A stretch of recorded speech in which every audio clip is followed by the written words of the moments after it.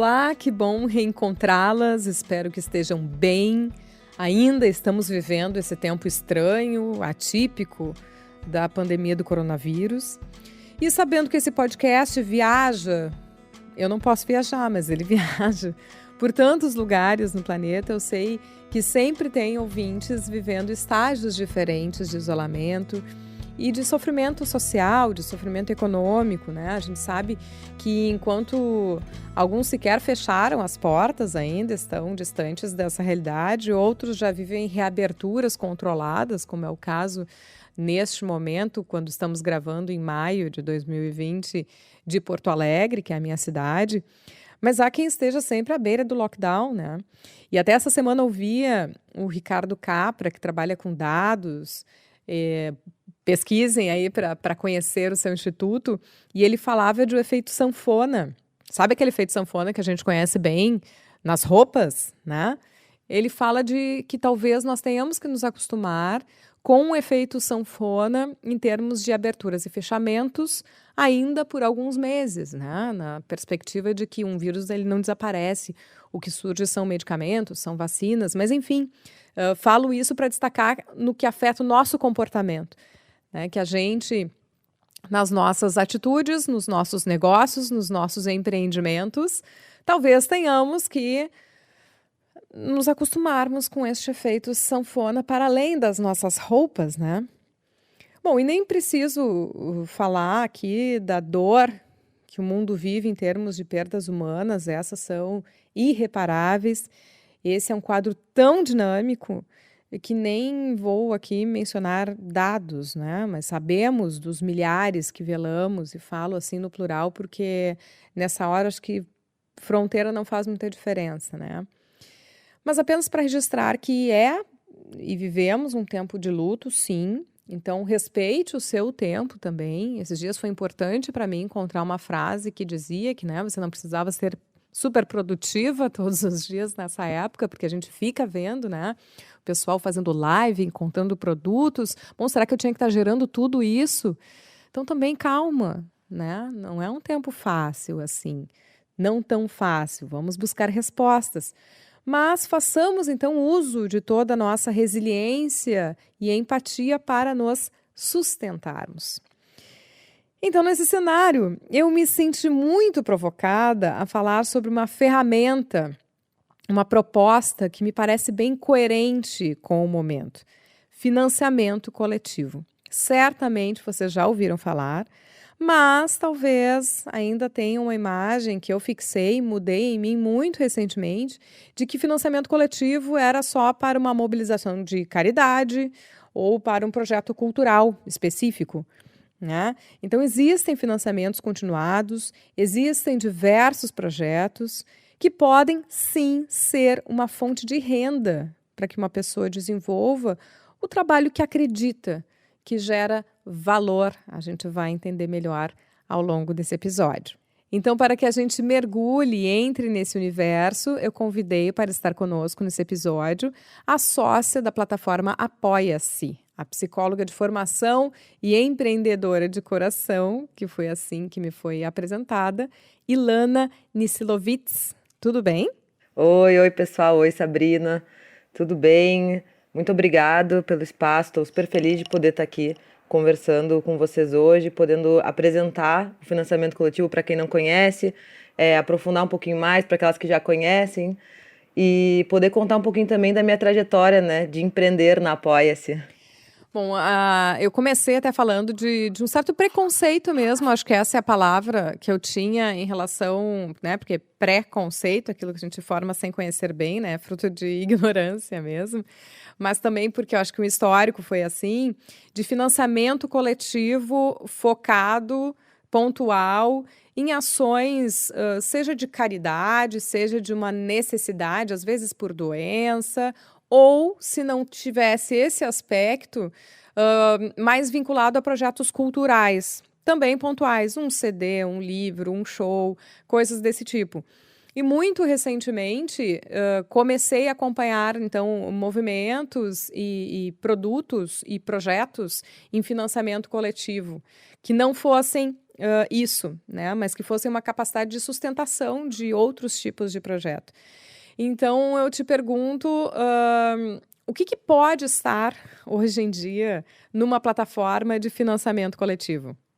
Então, Sabrina, essa pergunta ela é super ampla, porque o financiamento coletivo ele está aí para poder financiar qualquer tipo de fazer que gere valor para alguma comunidade. Então, quando a gente pergunta, né, é para quem serve o financiamento coletivo? É para todo mundo que queira então se conectar e poder realmente criar esse universo de sustentação através da comunidade que está vendo valor direto naquilo que está fazendo. Então, isso pode ser tanto projetos artísticos, né, iniciativas artísticas, culturais, quanto instituições também que trabalhem com esses vieses, empreendedorismo social das diferentes formas, né, ONGs também utilizam muito, influência, o mundo da internet, tanto da pré-internet como escritores, quem trabalha com fotografia, como também o mundo pós-internet, né, bloggers, youtubers. Então é um leque aí de possibilidades. Resumidamente, todo mundo que gera valor para algum grupo pode se aproveitar da potência do financiamento coletivo, né?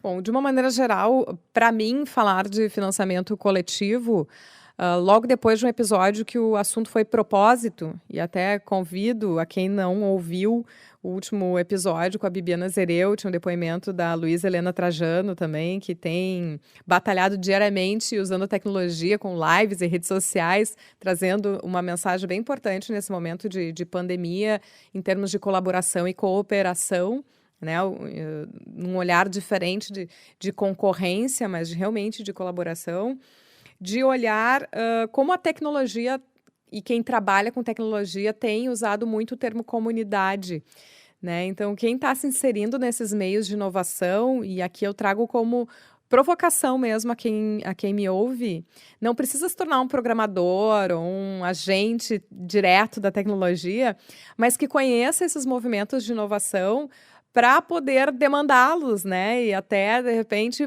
poder solicitar e contratar alguém que faça relacionando com o seu negócio. Essa semana ainda falava com o Fausto Vanin exatamente sobre esse tema, ele que fala de blockchain, sobre a comunidade, né? E o uso da tecnologia em prol da vida, em prol da humanidade. Não vou aqui explicar o que é blockchain, dê um Google aí e mergulhe, porque é um outro assunto que precisa de alguns episódios para se conhecer.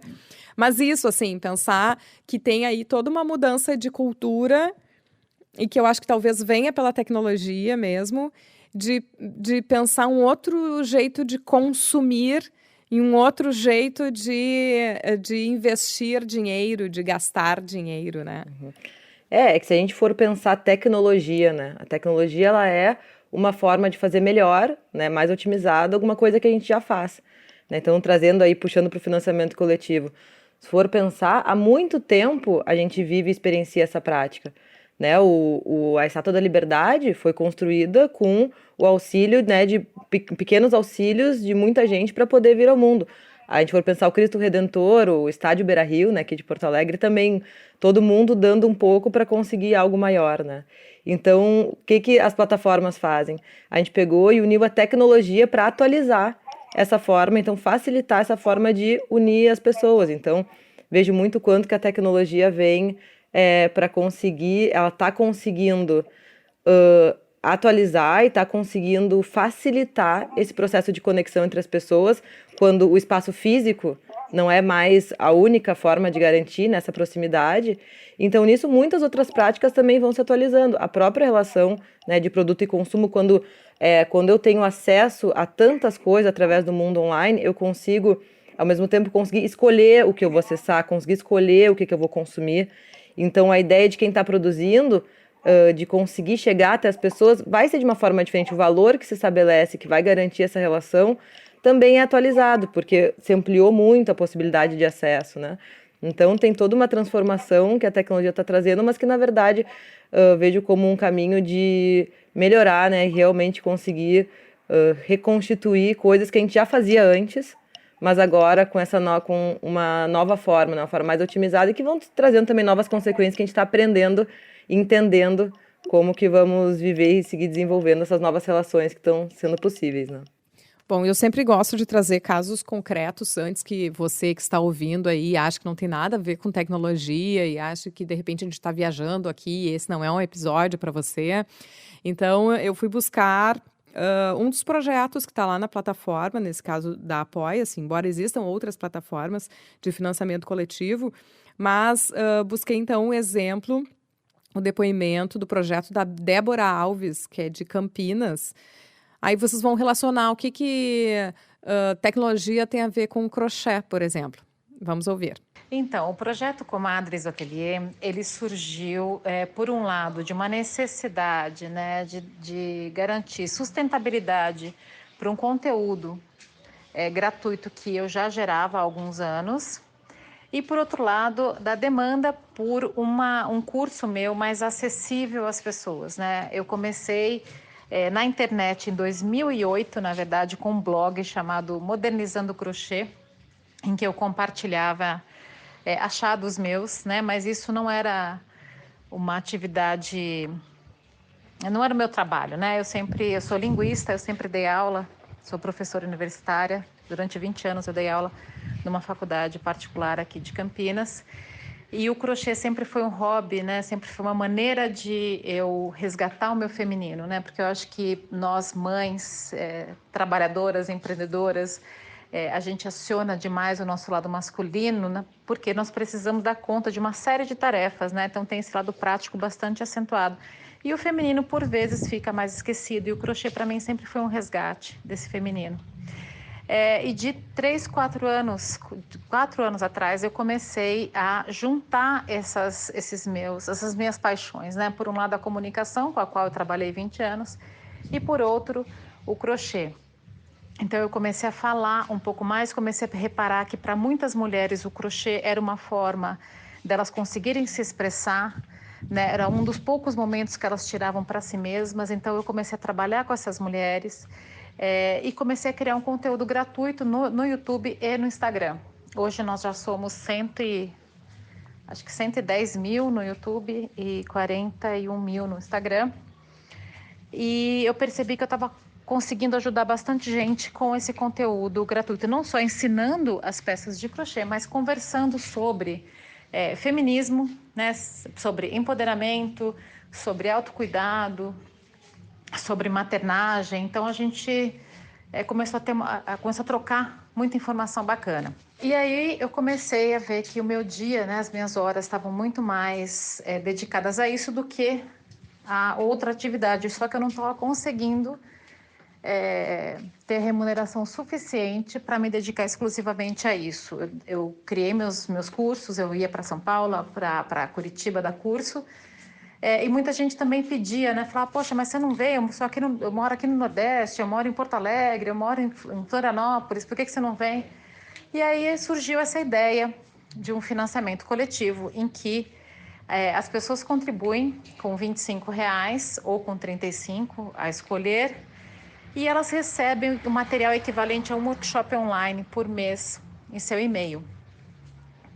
E dessa forma eu consegui deixar a CLT. Hoje em dia eu trabalho só com comunicação em crochê, então o Apoia-se, esse financiamento permitiu que eu me dedicasse exclusivamente a isso e deu sustentabilidade a todo esse conteúdo gratuito que eu crio. Então eu consegui manter um vídeo por semana no YouTube. Todos os dias eu estou nos stories, todos os dias tem post, todos os dias tem conteúdo para que as pessoas possam se inspirar, enfim, para que eu consiga de alguma forma ajudar. Então foi isso. Eu estou desde dezembro de 2018. Eu consegui largar a CLT em dezembro de 2019. Então, foi um ano trabalhando para que o que eu recebo do financiamento coletivo desse conta, né, de sustentar a gente aqui, pagar os boletos, como diz uma amiga minha, da família. Então, eu gosto bastante, acho que é uma maneira bem bacana de você conseguir oferecer conteúdo de qualidade, acessível a qualquer pessoa, né? Acho que esse conteúdo que as pessoas recebem por R$ 25, ele não estaria disponível por esse valor tão facilmente, né? Hoje em dia eu tenho quem faça a diagramação, então as pessoas recebem uma apostila completamente diagramada, linda, um vídeo de qualidade, consegui comprar um microfone, então assim, ficou bacana porque melhorou para todo mundo, né? Eu costumo dizer que parceria bacana é aquela parceria que todo mundo ganha. Para as pessoas ficou bacana e para mim ficou também porque eu consegui garantir essa sustentabilidade do meu negócio. Bom, e daí eu fiquei encantada, então, porque eu entrei nesse projeto e encontrei muita identidade com a fala da Débora, além do que ela mencionou de maternagem, que a gente fala bastante dentro do âncora de carreira, da realidade dos boletos, né, uma realidade bem concreta, o fato dela atuar na comunicação também, que é a minha praia, e o crochê, que é um vício recente na minha vida também, de ter essa expressão de que, às vezes, o mercado de trabalho convencional não absorve determinados tipos de produtos, de talentos, de fazeres, como vocês falam, né, Ilana? Mas que, de repente, eu quero que esse produto se desenvolva, eu quero que esse produto seja mais ofertado. E eu, então, através de uma plataforma de financiamento coletivo, ter este poder de escolha do que está sendo produzido hoje no mundo. Sim, ouvir depoimentos como o da Débora é algo que enche meu coração, né, de alegria, dá aquela sensação de é para isso que a gente existe, é para isso que a gente existe, é para isso que a Apoia-se, né, foi criada. E acho que isso que tu está trazendo, Sabrina, vem bem de encontro ao que a gente estava falando antes, da ideia dessa revolução, né, da revolução de estruturas. Por exemplo, a ideia de o que era antes um hobby poder se tornar um trabalho, né? Quem que determina o que é trabalho? O que é trabalho que ganha dinheiro, né? O que é trabalho que tem esse retorno financeiro? Então a internet também está possibilitando que essa legitimidade, essa legitimação do que é trabalho esteja na mão das pessoas. Então eu consigo, pelo teu trabalho de crochê, né, eu vejo valor nisso e eu vou te remunerar. Eu não preciso que uma outra instituição ou alguma outra corporação valide o seu trabalho enquanto algo que mereça esse valor, né? Então, acho que fala também dessa apropriação, essa possibilidade de a gente poder escolher o que está sendo, onde botar nosso dinheiro e poder contribuir para diversas outras realidades, diversos outros fazeres que estão aí só esperando, né, oportunidades para poder se fortalecer e vir ao mundo dessa forma mais profissional, né? Não só necessariamente como um hobby. Bom, e daqui a pouco alguém que está ouvindo neste momento acha que talvez valha a pena colocar o seu projeto lá. O que essa pessoa precisa fazer?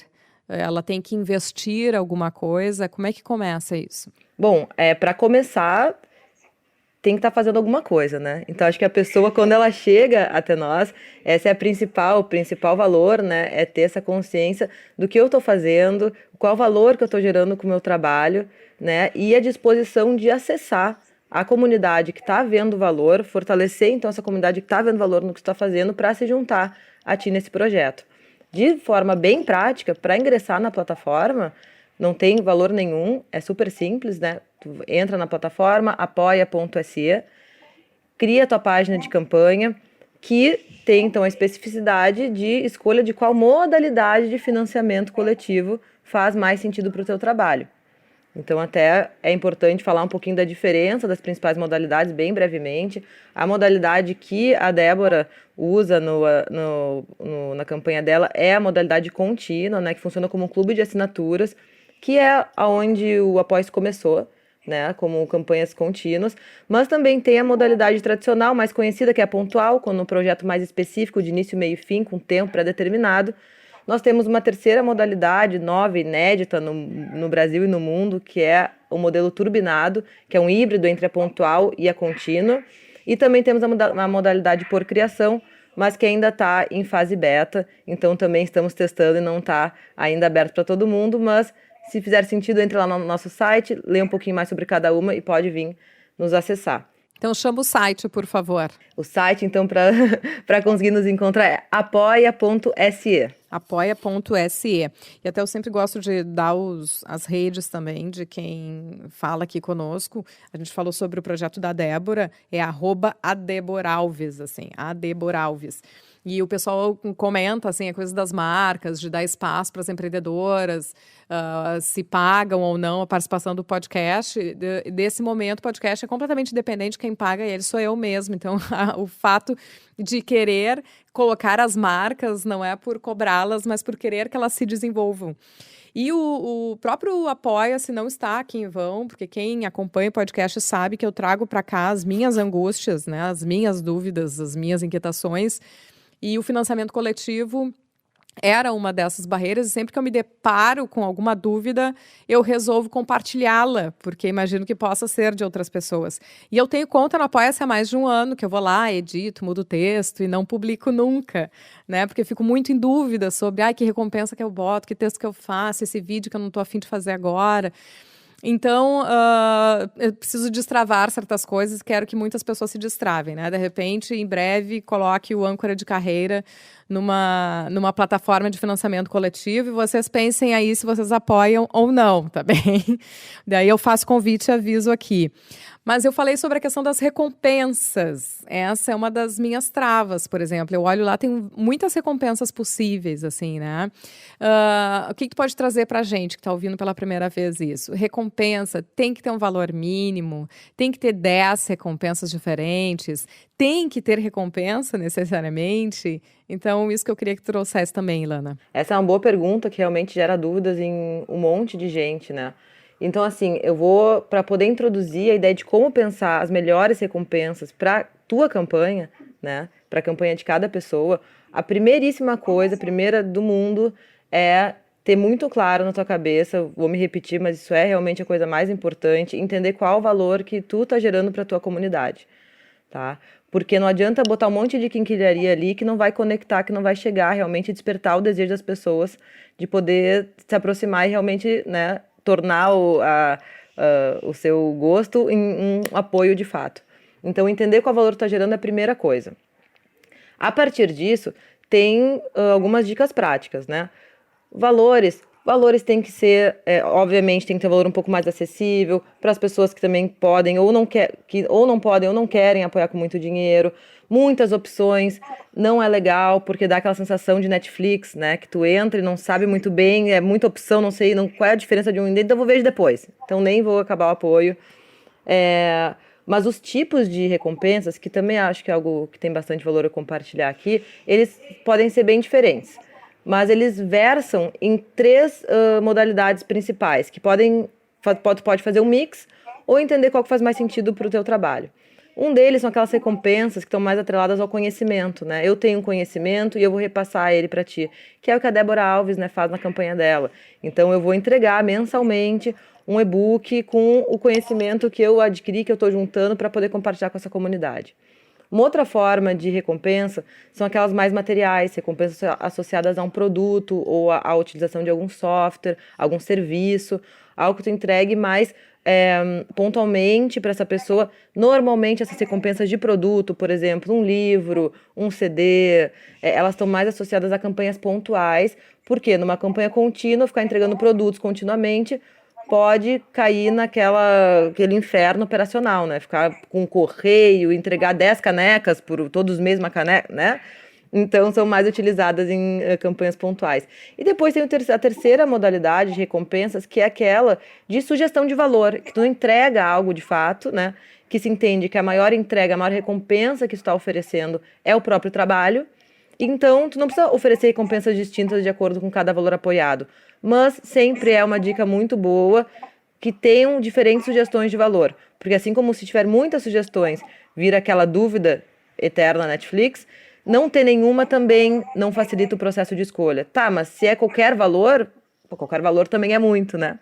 Então, pequenas sugestões de valores, entendendo que a existência da iniciativa em si já é a maior recompensa de todas, né? Não, essa é uma dica bem prática e interessante. E, bom, e como é que a plataforma se mantém? Então, a plataforma, assim como a gente fala da sustentabilidade das iniciativas, nós também, né, temos cuidamos e temos a nossa forma de se sustentar, né? E como é que isso acontece? A gente trabalha com uma taxa pela utilização do serviço que é de 13% em cima dos apoios efetivamente cobrados, né? Ou seja, eu vou lá, crio minha página de campanha, não preciso pagar nada, não tem nenhum custo, desenvolvo ela, compartilho. Quando as pessoas realmente apoiarem, na hora que a gente for repassar esse dinheiro para os realizadores da campanha, então 13% fica retido como taxa administrativa. Bom, e daí quando eu tenho os meus apoiadores, eu passo a ter um contato direto com eles. A entrega de uma recompensa, o contato, o envio desse conteúdo é todo diretamente feito por quem coloca o seu projeto lá e com quem está apoiando. Sim, sim. A gente até tem canais dentro da plataforma para facilitar esse contato, entendendo que nós propomos, né, essa dinâmica e facilitamos que ela aconteça, mas os principais envolvidos nessa relação de fato, né, os fazedores e fazedoras, como nós chamamos, quem está à frente das iniciativas, e os seus apoiadores.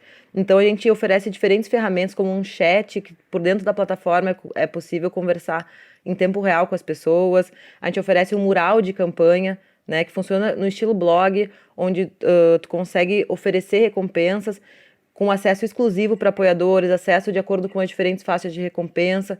Então, a gente facilita essa dinâmica também de relação e de entrega de recompensas e conexão entre fazedores e público apoiador, né?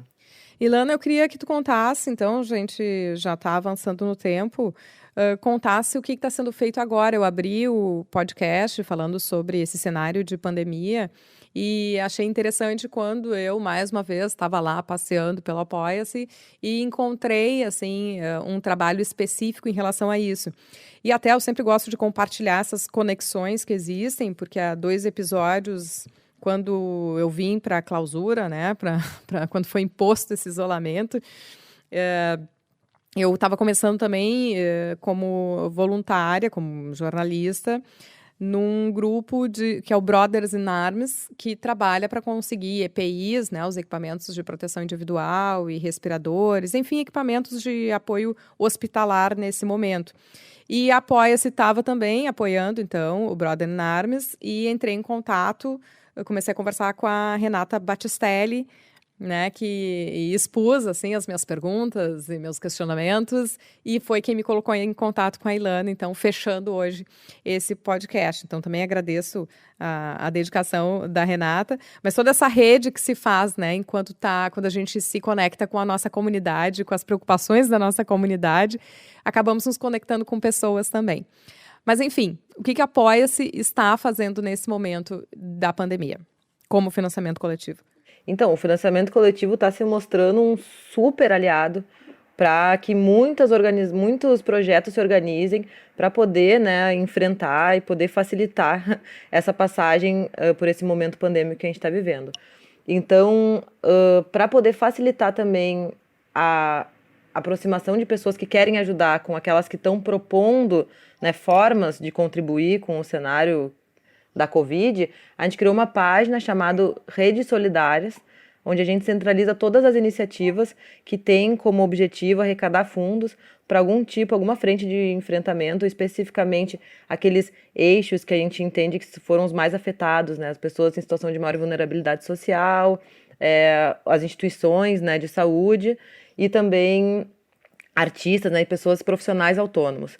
Então, através desse portal Redes Solidárias, a gente conecta quem quer ajudar com quem está procurando ajuda e também com uma outra forma de conseguir se colocar mais ativamente nesse processo aí de apoio, né, às diferentes iniciativas. A gente reduziu o valor da taxa de utilização da plataforma, taxa padrão é 13%, mas para essas iniciativas de combate ao Covid, a gente reduziu para 8% a utilização da plataforma, para que realmente o máximo de dinheiro possível nesse momento tão importante vá para essas iniciativas que estão aí combatendo e contribuindo, né, para esse nosso momento. Bom, então fica a provocação para que vocês conheçam essa plataforma, mas também viajem pela internet, conheçam todo esse mercado de financiamento coletivo. Nem sei se tu tens dados atualizados, assim, porque o último que eu vi, eu acho que era de 2017, falava em torno de 180 milhões movimentados, mas não sei se está em torno disso, ou se existe algum dado mais recente, Lana. Oi, pior que esse número agora tu me pegou. Eu não tenho esse número aqui de cabeça, mas depois te mando se quiser compartilhar aí com o pessoal. Mas um grande desafio, e ao mesmo tempo um desafio bom de se ter, é que sempre foi muito difícil dimensionar o tamanho do alcance do financiamento coletivo. Por quê? Como diz, para quem ele serve? Ele serve para qualquer grupo, qualquer pessoa, instituição que gere valor para uma comunidade. E, gente, as pessoas fazem muitas coisas muito maravilhosas, assim, coisas que a gente nem imagina que possam existir. Então, o alcance é gigantesco, assim como essa nova economia que se formou, né, em torno do financiamento coletivo. O número eu não tenho como te conseguir, mas a certeza de que ele é gigantesco e está só aumentando e só tem a crescer, isso com certeza. Não, e é relativamente recente, né? A própria Apoia-se é de 2014, né? Finalzinho de 2014, isso. Quando a gente começou com uma plataforma exclusivamente de financiamento coletivo contínuo, né? Como clube de assinatura, era algo que as pessoas não tinham a menor ideia do que era. Como assim, todos os meses? Mas por que eu apoiaria todo mês alguém? Não estou entendendo nada. Mas aos pouquinhos está se mostrando, né? Assim, veio realmente preencher uma lacuna que estava aí precisando ser preenchida, né? De viabilização e sustentabilidade de fazeres tão diversos que existem cada vez mais. Eu reforço que eu acho que passa por uma mudança de cultura, de consumo e de investimento, porque se tu vai pensar, de repente, eu vou colocar meu projeto, meu trabalho numa plataforma de financiamento coletivo, mas eu vou viver com o dinheiro do outro? Bom, mas é assim que a gente vive, porque a economia é isso, é a troca de dinheiro de uma mão para outra. Por que a gente só pode colocar dinheiro naquilo que é bem material? Aí a gente vira acumulador, como é uma cultura predominantemente hoje, né?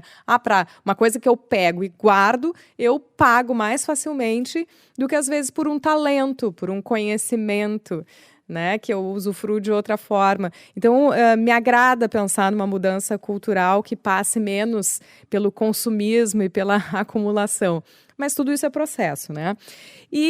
Então, fechando com o que já é a prática aqui no podcast Âncora de Carreira, que é a nossa mentoria bibliográfica. Ilana, eu queria uma indicação de livro que tenha te impactado de alguma forma. Bom, eu vou indicar um livro que tem tudo a ver com essa mudança de mentalidade que tu tava falando agora, Sabrina, que se chama A Arte de Pedir, da Amanda Palmer, que é uma musicista estadunidense, super agitadora, assim, de multidões, que conseguiu arrecadar mais de $1 milhão numa campanha de financiamento coletivo quando ela se desvinculou da sua gravadora. E ela fala justamente sobre isso, né? Sobre o quanto que o ato de pedir, ele é diferente do ato de mendigar, né? Essa ideia de que tem um viés unilateral, né? Que a gente tem essa vergonha, esse medo, poxa, mas como é que eu vou ali me colocar e pedir alguma coisa, mas será que eu não estou me rebaixando com isso?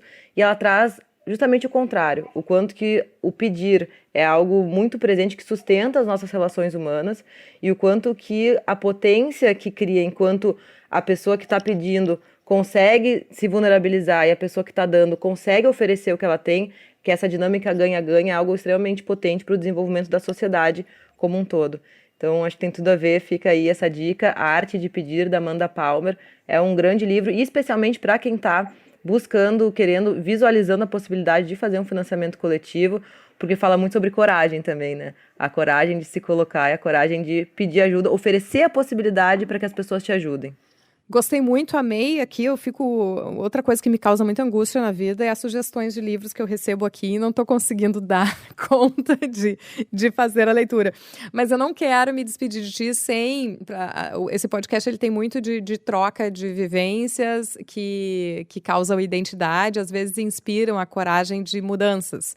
Como é que uma psicóloga virou sócia de uma startup de tecnologia e inovação financeira e social? Então se eu te disser que eu nunca imaginei que essas mudanças tão grandes aconteceriam na minha vida, é tudo verdade, né? Eu iniciei, então, a minha graduação na psicologia, fiz especialização em saúde mental coletiva também, sempre com o foco no trabalho com comunidades, na política pública, mas o que começou a me angustiar muito é que eu tinha um desejo, um chamado de precisar ver mais materialmente o resultado do que eu estava fazendo, de conseguir trazer esse poder realizador mais para as minhas mãos, né? E foi então quando o Apoia-se apareceu na minha vida como uma possibilidade incrível, né? De eu poder desenvolver então esse poder realizador e, mais do que isso, poder oferecer ele para mais pessoas, né? Então juntou tudo, fez um mix.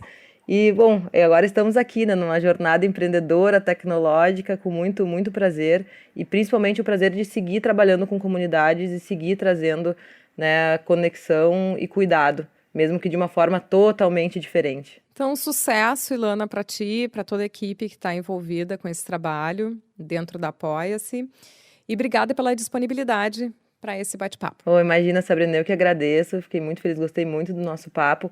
Qualquer coisa, quem precisar, quem tiver dúvidas, pode escrever para mim, né? Meu e-mail é ilana@apoia.se, ilana@apoia.se, super disponível. Me escrevam, contem com a gente. Nós somos parceiros de jornada, estamos aí. Obrigada, Ilana. E assim vamos chegando ao final de mais um podcast Âncora de Carreira, dando um retorno para vocês do sorteio de aniversário, né, que era da análise personalizada a partir da ferramenta DISC, com a entrevistada Bibiana Zereu. Quem ganhou o sorteio foi a Cláudia Modena e a Vanessa Schmidt. Um sorteio que a gente fez com muitos critérios, que foi a seleção da Maria, minha filha de 5 anos, e a Luísa, de 9. A gente fez uma live para que fosse, assim, desse publicidade a esse sorteio, mostrando sua honestidade. E ali, então, foram destacados esses 2 nomes, que agora já estão usufruindo desse contato com a Bibiana. Quem sabe a gente faz novos encontros, assim, mais para frente. Obrigada por quem ouviu o podcast e se disponibilizou de mandar a mensagem pelo meu Instagram, @SabrinaTomasi, com a expressão que era empreendedorismo feminino e materno. Que a gente possa se encontrar bem, né, já no próximo podcast. Se puder, fique em casa. Eu, como comunicadora,